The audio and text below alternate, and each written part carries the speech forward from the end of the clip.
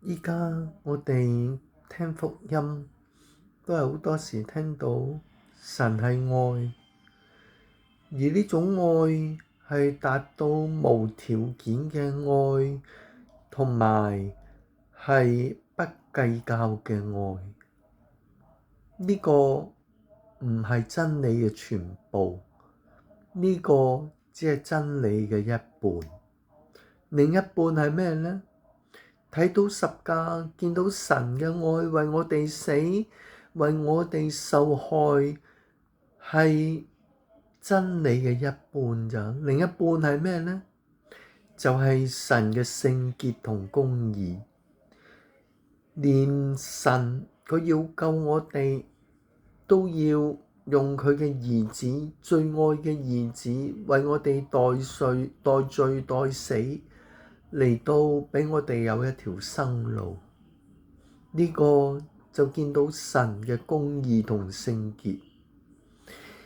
神話佢絕對唔會以有罪嘅為無罪，亦都喺羅馬書2章神講到佢豐富嘅恩慈、寬容、忍耐係令我哋悔改。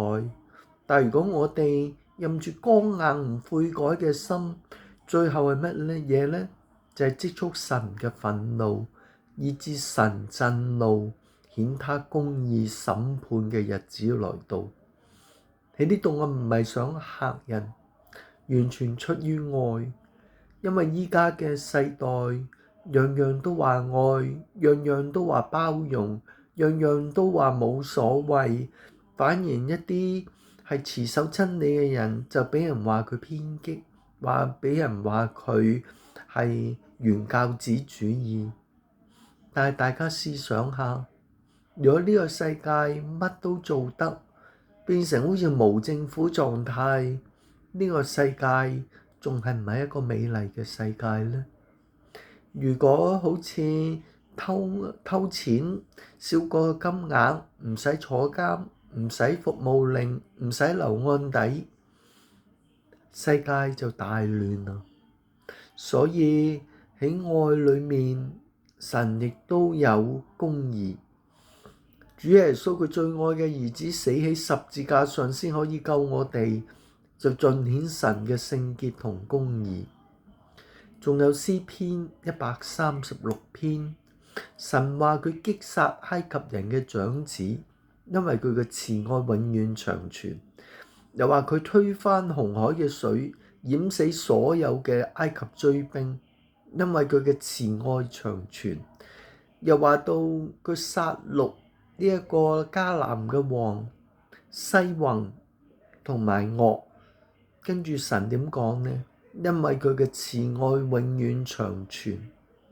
我哋就知道神嘅慈愛亦都同時與佢嘅公義並行，就好似一架火車，如果係得一條路軌，佢一定出軌，一定有兩條路軌先至可以使架火車穩定咁行駛。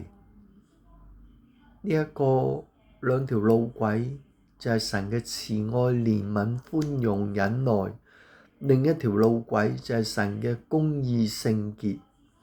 願大家都睇到一位完美嘅神，佢唔會使罪惡係可以話繁衍啦。主耶穌祝福大家，願我哋嘅世界因為神嘅公義，亦都為神嘅憐憫，喺新耶路撒冷嗰度，我哋充滿喜樂，喺永恆裏面永遠敬拜神，享受神，榮耀神，奉主耶穌名祈求，阿門。